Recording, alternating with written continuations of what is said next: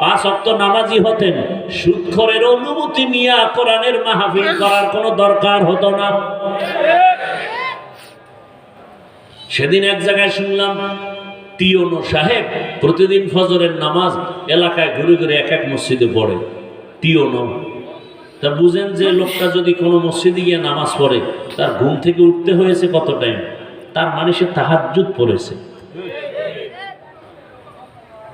কি জেনারেল লাইনে ভালো মানুষ নাই?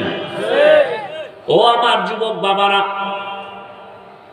তোমার জেহেন যদি, বুদ্ধি যদি তোমাকে নাড়া দেয় যে হ্যাঁ হাফিজ ভাই কথা তোমার ঠিক, ও যুবক বাবা, তোমার মতো লাইনের যুবকটা জীবনে মাদ্রাসায় পড়ে নাই, স্কুলে পড়ে, লেখা করে, কলেজে পড়ে, 5 বেলার নামাজ পড়ে, তোমার জবান থেকে সাক্ষী দাও সত্য নাকি মিথ্যা।